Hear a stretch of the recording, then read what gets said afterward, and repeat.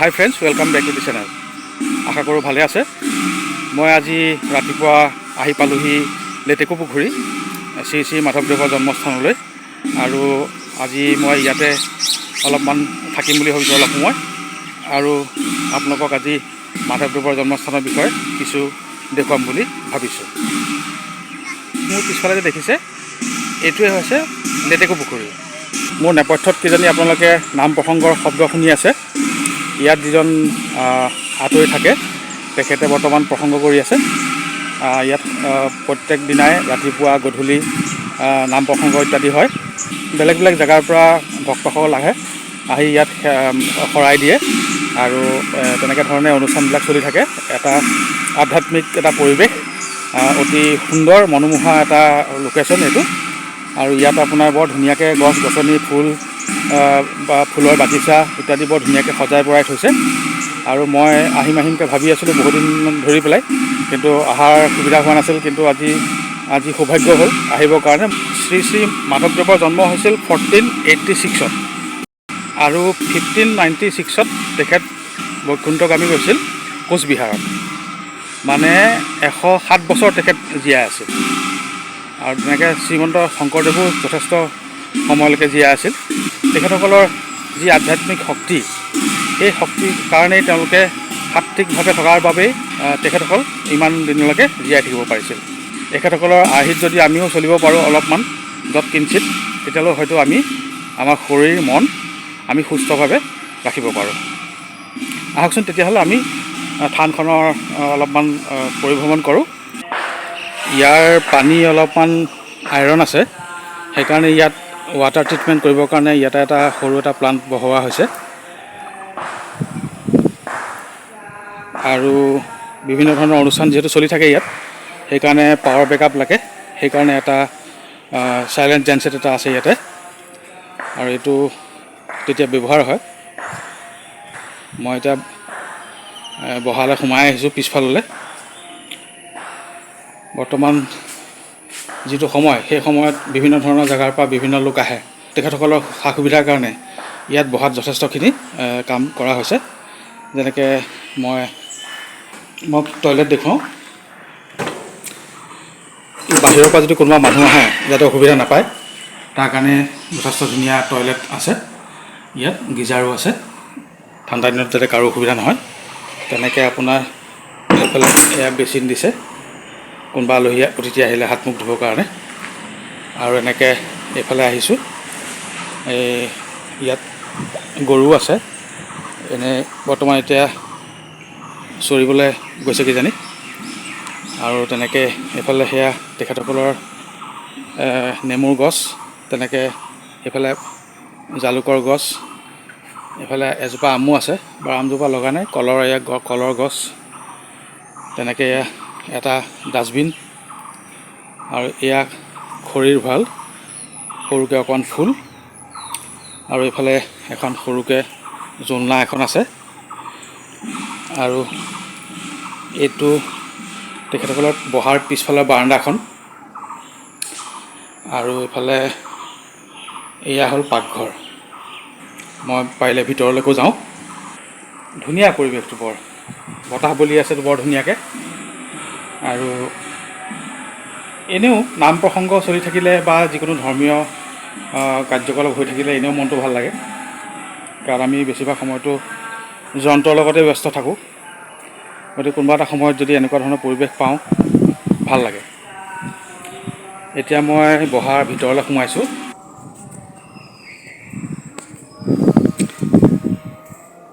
আৰু এইটো চৰা, ইয়াতে মানুহ বহে।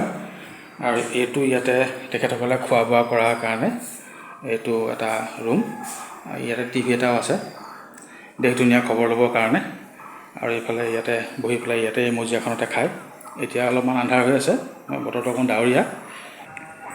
ইয়াতে সৰুকৈ এখন উদ্যান আছে, কিন্তু বৰষুণ হোৱাৰ কাৰণে অলপমান মেইনটেনেঞ্চটো খুব ভালকৈ কৰিব পৰা নাই। এতিয়া বৰষুণ এৰিছে কাৰণে এতিয়া হয়তো কৰিব। আৰু শ্ৰী শ্ৰী মাধৱদেৱ যিহেতু উদাসীন আছিল, যিখিনি মহাপুৰুষীয় সত্ৰ আছে সেইখিনি উদাসীন। নাৰায়ণপুৰ অঞ্চলত এইখন এখন উল্লেখযোগ্য এখন থান। তেনেকৈ আগত বদলা এটা সত্ৰ আছে, বেলগুৰি থান আছে, তেনেকৈ বিভিন্ন ধৰ্মীয় অনুষ্ঠানৰ এখন ঠাই, সেয়া হৈছে নাৰায়ণপুৰ।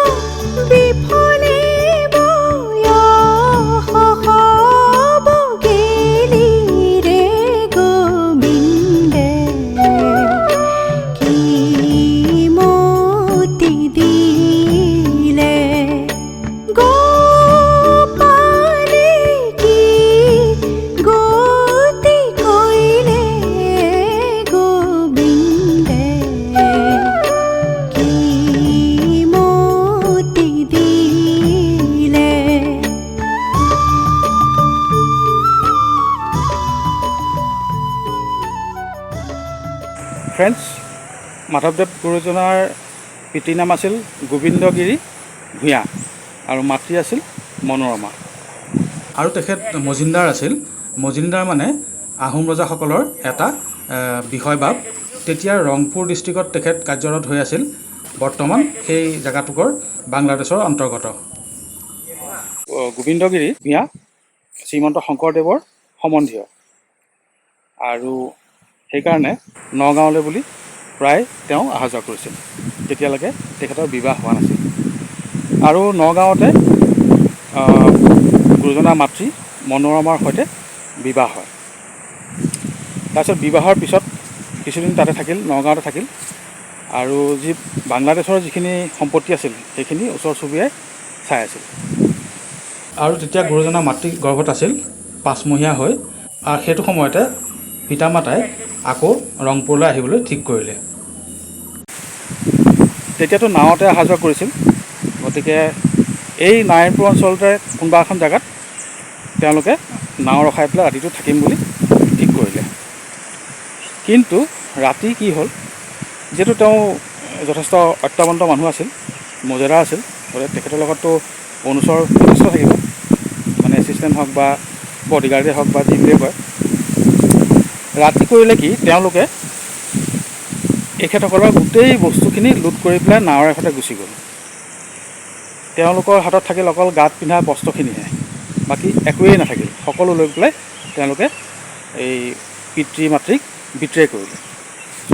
তাৰপিছত ইয়াতে এজন উজিৰ আছিল। উজিৰ মানে তেওঁ এজন গভৰ্ণমেণ্ট অফিচাৰে আছিল সেইটো সময়ত, মানে সেইটো সময়ত যি শাসন আছিল আৰু। সেই উজিৰ নামৰ সেই মানুহজনে তেখেতসকলক লেটেকু পুখুৰীলৈ লৈ আহিলে। তেতিয়া অৱশ্যে এই জেগাটুকুৰৰ নাম লেটেকু পুখুৰী নাছিল, তেতিয়া আছিল বালিগ্ৰাম, মানে বৰ্তমান এতিয়া নাৰায়ণপুৰ অঞ্চলৰ বৰবালি অঞ্চল, এইখিনিলৈকে আছিল তেতিয়া। আৰু সেই উজিৰৰ ঘৰতে গুৰুজনাৰ জন্ম হ'ল। পিছফালে দেখিছে, এয়া হৈছে মাধৱ গুৰুজনাৰ জন্মস্থান। এইটো ঘৰতে, ইয়াতে এটা ঘৰ আছিল তেতিয়া, সেইটো উজিৰৰ ঘৰ আছিল। আৰু এই ঘৰটোতে তেখেতৰ জন্ম হয়। ইয়াতে যেতিয়া হাবি জংঘলে ভৰ্তি হৈ আছিল, তেতিয়া ইয়াৰ যিখিনি আদিবাসী আছিলে, যেনে ধৰক ইয়াৰ যিখিনি জনগোষ্ঠীয় মানুহ আছিল, তেখেতসকলে সেই হাবিৰ মাজত এই পুখুৰীটো দেখা পালে। আৰু তেতিয়া মানে ভয় খালে তেওঁলোকে, ইমান ডাঙৰ পুখুৰী এটা জংঘলৰ মাজত কেনেকৈ আছে বুলি। সেইটো সময়তে শ্ৰী শ্ৰী উত্তৰ কমলাবাৰী সত্ৰ নদীয়ে খহাই নিয়াৰ কাৰণে সত্ৰাধিকাৰ প্ৰভুৱে তাৰ পৰা এইফাললৈ গুচি আহিলে। এই নাৰায়ণপুৰ অঞ্চলতে ইয়াৰ পৰা 4 কিলোমিটাৰমান দূৰত তেখেতে বাহৰ পাতি আছিলে। ধলপুৰ নামৰ জেগাত এজন মানুহে সপোন দেখিলে যে পুখুৰী এটা আছে, পুখুৰীটোতে এজোপা গছৰ ডাল হালি পেলাই সেইমুৱা হৈ আছে। আৰু তেওঁ কেতিয়াও ইয়ালৈ অহাই নাছিলে। তাৰপিছত যেতিয়া এই জনজাতীয় মানুহখিনি সত্ৰাধিকাৰ প্ৰভুৰ ওচৰলৈ গ'ল, গৈ পেলাই ক'লেগৈ যে এনেকুৱা কথা, পুখুৰী এটা পাইছোঁ আৰু ডাল এটা আছে, বৰ বেলেগ ধৰণে হালি আছে। তেতিয়া অৱশ্যে এই পুখুৰীটো বহুত ডাঙৰ আছিলে, এতিয়া যিমান সৰু দেখিছে ইমান সৰু নহয়। সেই তাৰ যিটো ঢিপৰ পৰা এনেকৈ পুখুৰীটোলৈ ডালটো হালি আছিলে, সেই তাতেই এই গুৰুজনাৰ জন্ম হৈছিল। ঐতিহাসিক দস্তাবেজখিনি যেতিয়া পোৱা গ'ল, তেতিয়া ইয়াত 1950 চনৰ পৰা ইয়াত এখন অস্থায়ী টিঙৰ চালি দি পেলাই নাম প্ৰসংগ আৰম্ভ কৰা হ'ল। এই হৈছে এটা থুলমূলকৈ ইয়াৰ বিষয়ে এটা কাহিনী।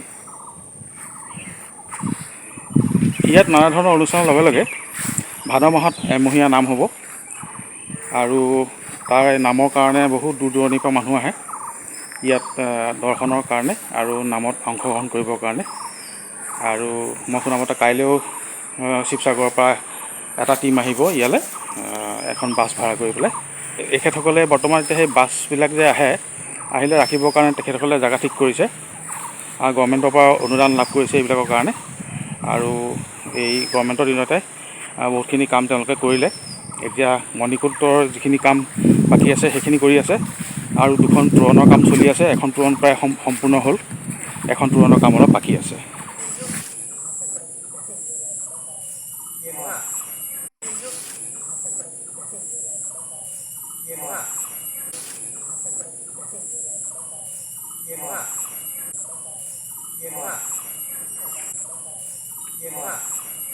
ফ্ৰেণ্ডছ, এয়া চাওক, এতিয়া ইয়াত খেতি, এয়া জলকীয়া লগাইছে, বিভিন্ন ধৰণৰ জলকীয়া।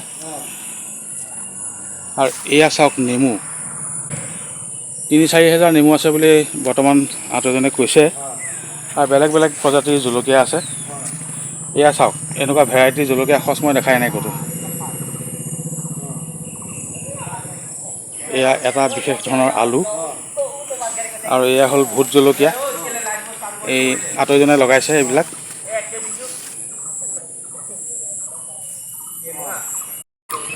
এইফালে এয়া তামোল লগাইছে, এইফালে এয়া কেৰেলা আছে, ভাত কেৰেলা আছে, লেচেৰা মাহো আছে।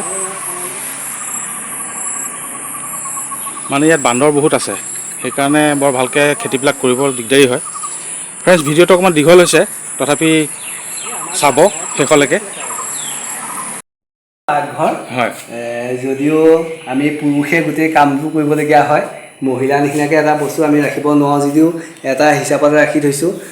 সিফালে আমাৰ পুৰুষৰ পাকঘৰ হয়, এইফালে আমাৰ এইখিনি হয়, এইটো মই এটা গিলাচ কাঁহী বাতি থোৱা এটা ষ্টেণ্ডো লগত ৰাখি লৈছোঁ। হয়, আৰু মই পানীটো সদায় ফিল্টাৰ পানী খাওঁ, আৰু মই সদায় গৰম পানী খাওঁ, হয়, আৰু কেতিয়াবা মিক্সি এইবিলাক তেনেকৈ এটা ব্যৱস্থা এটা ৰাখি থৈছোঁ যাতে। এইটো কোনে ক'ব বাৰু, এগৰাকী মহিলা নোহোৱাকৈ এই পাকঘৰটো এনেকৈ সজাই থোৱা আছে বুলি? কোনেও নকয়। পোকে নোখোৱা, ভেঁকুৰ নলগোৱা গোটেই ব্যৱস্থাৰে ইয়াত ৰাখি থোৱা হৈছে। আৰু এই বস্তুভাগ আমাৰ মণিকূটতে থাকে। আমাৰ বৰ্তমান এতিয়া মণিকূট নৱনিৰ্মিত হিচাপে বনাই থকা হৈছে, গতিকে এই বস্তুভাগ এতিয়া সংৰক্ষণ হিচাপে বহাতে ৰাখি থোৱা হৈছে। যেতিয়া আকৌ মণিকূটৰ ব্যৱস্থা হ'ব, আমি তালৈ আকৌ স্থানান্তৰ কৰি দিয়া হ'ব। এইখিনি বহুত পুৰণা হ'ব, পুৰণা হ'ব এইখিনি আৰু 500-600 বছৰ আগৰ। গাঁৱতো কিছুমান পুথিবিলাক থাকে, তেওঁলোকেও আহি আমাৰ থানতে সেইখিনি আগবঢ়াই দিয়ে দান হিচাপে। আৰু সেইখিনি আমাৰ কাৰ্যকালতো কেইবাখনো সাঁচিপাতৰ পুথি ইয়াত আগমন হৈছে।